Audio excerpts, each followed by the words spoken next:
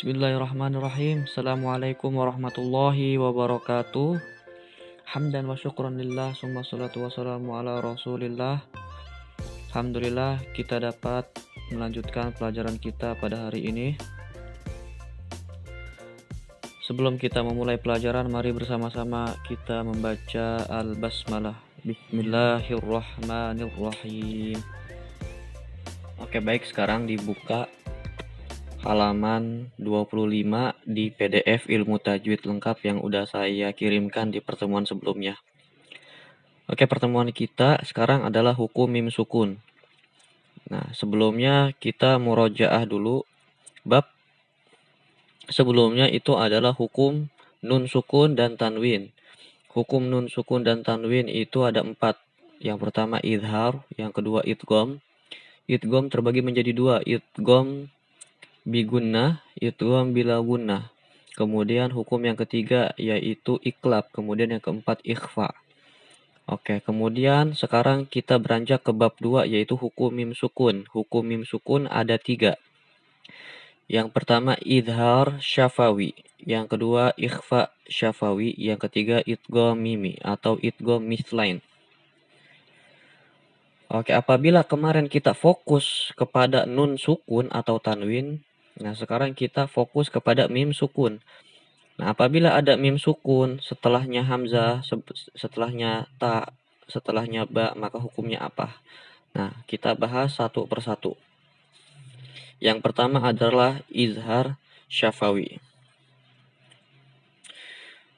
Izhar secara bahasa itu jelas ya. Artinya tidak didengungkan atau tidak dimaksudkan seperti idgham. Tidak dimasukkan, tidak didengungkan seperti ikhfa. Jadi dia jelas huruf mimnya. Ya, syafawi ya, izhar syafawi. Kalau di hukum nun sukun dan tanwin itu namanya izhar halqi. Tapi kalau di hukum mim sukun ini namanya izhar syafawi. Apa itu izhar syafawi? Izhar artinya jelas, syafawi ini diambil dari syafatun, ya artinya bibir. Ya, hukum bacaan disebut izhar syafawi. Kapan? Apabila ada mim sukun, setelahnya itu seluruh huruf hijaiyah kecuali mim dan ba. Ya, apabila ada mim sukun, setelahnya huruf hijaiyah selain mim dan ba, maka hukum yang berlaku di situ adalah izhar syafawi. Apabila ada mim sukun setelahnya huruf mim, maka itu idgham mimi. Apabila ada mim sukun setelahnya ba, maka itu adalah ikhfa syafawi. Nah, apabila ada mim sukun selain 2 huruf di bawah, alif, ta, sa, ja, ha, kho, dal, za, ro, za, dan seterusnya selain ba dan mim, maka dia adalah izhar syafawi. Contohnya, apabila ada mim sukun ketemu hamzah, maka di sini hukum yang berlaku adalah izhar syafawi. Maka dibaca mimnya jelas. Alaihim a'angzartahum. Nah, ini nun di sini hukum ikhfa. Kenapa? Karena ada nun sukun bertemu dengan huruf za. Jadi di sini ada 2 hukum. Yang pertama alaihim, ini mim sukun ketemu hamzah. Ini izhar syafawi. Kemudian ini adalah ikhfa. Ya, ikhfa hakiki. Karena ada nun sukun bertemu dengan za. Ya. Kemudian contoh lain daripada izhar syafawi. Apabila ada mim ketemu huruf ta. Nah, kalau ketemu huruf ba nanti beda hukum. Ya, nanti tarmihim bihijaratin itu ikhfa syafawi. Makanya di sini ba-nya nggak ada di lengkap karena apabila ada mim sukun ketemu ba nanti hukumnya bukan izhar melainkan ikhfa syafawi. Nah, jadi pokoknya apabila ada mim sukun atau mim mati bertemu setelahnya selain huruf ba dan huruf mim, maka dia dibaca izhar atau jelas mimnya. La'allakum tattaqun. Summa yumitukum Nah, ini ada mim mati ketemu huruf sa. Ini izhar syafawi. Kemudian ada mim mati ketemu huruf ja. Anna lahum jannat. Lahum. Nah, dibacanya jelas. Apabila ada mim sukun ketemu ha. Ru'usakum hatta. Mimnya jelas. ru'usakum hatta kum. Nah, begitu seterusnya sampai huruf-huruf hijaiyah yang 28 kecuali huruf ba dan mim. Kemudian hukum yang kedua itu ikhfa syafawi. Ikhfa artinya samar, ya dia tidak jelas tapi disamarkan suaranya. Nah, syafawi diambil dari kata syafatun, ya karena huruf mim itu dia makhrajnya ada di syafatani. Kapan dibaca ikhfa syafawi? Apabila ada mim sukun atau mim mati bertemu setelahnya huruf ba. Maka cara membacanya disamarkan, didengungkan. Ketika ada mim mati, setelahnya ketemu huruf ba, maka hukum yang berlaku di sini adalah ikhfa syafawi. Cara membacanya sabaqakum biha. Jadi ada dengung.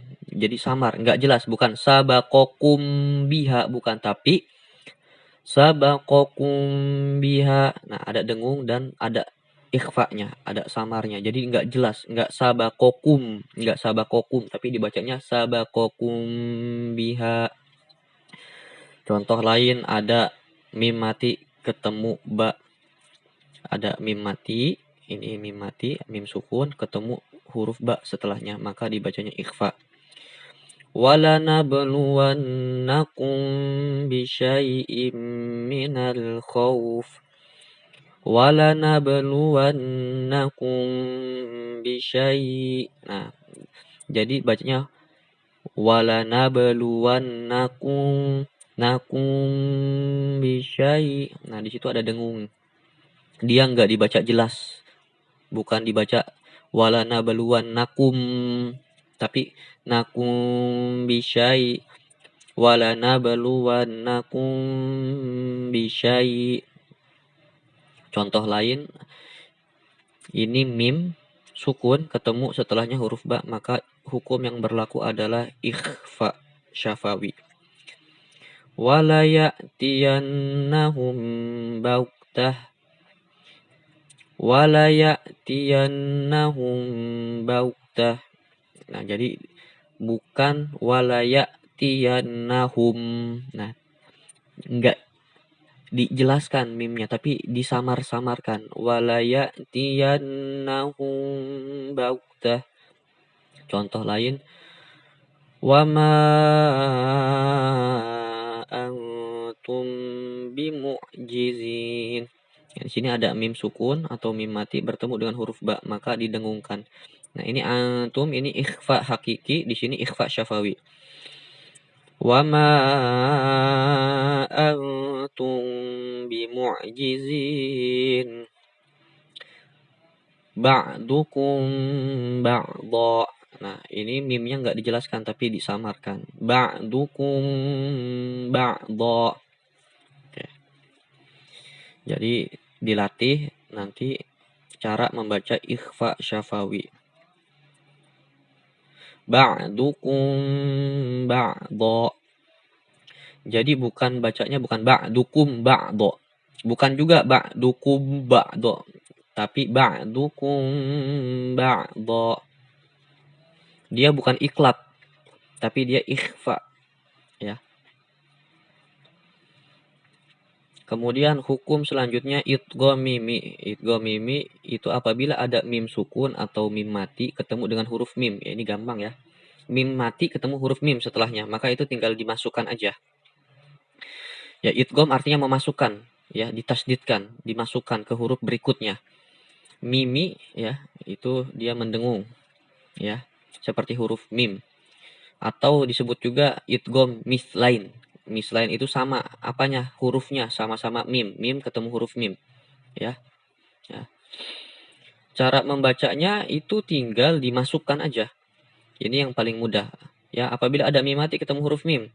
Ini ada mim sukun atau mim mati ketemu huruf mim. Nah, dibacanya hanya tinggal dibaca 2 harokat, ditasdidkan, langsung dimasukkan ke huruf mim berikutnya. Ditahan selama 2 harokat. Fa'idha hum muslimun. Nah, tinggal ditahan 2 harokat di sini. Fa'idha hum muslimun. Nah, ada mim sukun lagi ketemu huruf mim. Nah, ini maka hukumnya adalah idgham mimi atau idgham mislain. In kuntum mu'minin, ditahan 2 harokat ya, karena di sini ada idgham mimi, dia dimasukkan, diidghamkan, maka ditahan 2 harokat. Sama seperti ikhfa, ini ada ikhfa hakiki di sini karena ada nun mati ketemu huruf kaf, maka yang berlaku di sini adalah ikhfa. Kemudian di sini juga ada ikhfa lagi, ada nun sukun ketemu huruf ta, di sini ikhfa hakiki. Kemudian ada mim mati ketemu huruf mim, di sini adalah idgham mimi atau idgham mislain. Dibacanya di sini ikhfa, di sini idgham mimi. In kuntum mu'minin. Contoh yang lain, ada mim mati ketemu huruf mim. Wa antum muslimun. Di sini ditahan 2 harokat. Ikhfa juga 2 harokat. Wa antum muslimun. Ya, ada mim mati ketemu huruf mim setelahnya. Idgham mimi. Contoh lain, mim mati bertemu huruf mim. Idgham mimi ditahan 2 harokat, dimasukkan, diidghamkan, ditasydidkan. Wa hum muhtadun. Contoh yang lain. Lahum masyawfi. Lahum. Nah, di sininya mim, di mimnya ini ditahan 2 harokat. Lahum masyawfi. Yang salah lahum masyawfi. Nah, itu kagak ditahan, itu yang salah. Di sini ditahan 2 harokat. Lahum masyawfi. Oke. Itu cara membaca izhar syafawi, kemudian ikhfa syafawi, dan idgham mimi. Nanti kalian baca ulang, saya cuma mencontohkan bagaimana cara melafalkan hukum-hukum mim mati. Ya, yaitu ada izhar syafawi, ada ikhfa syafawi, dan idgham mimi. Nanti kalian rangkum apa yang sudah kalian dapatkan dari sini. PDF-nya bisa kalian lihat di pertemuan sebelumnya. Semoga pertemuan kita pada hari ini bermanfaat. Jangan lupa jaga kesehatan selalu.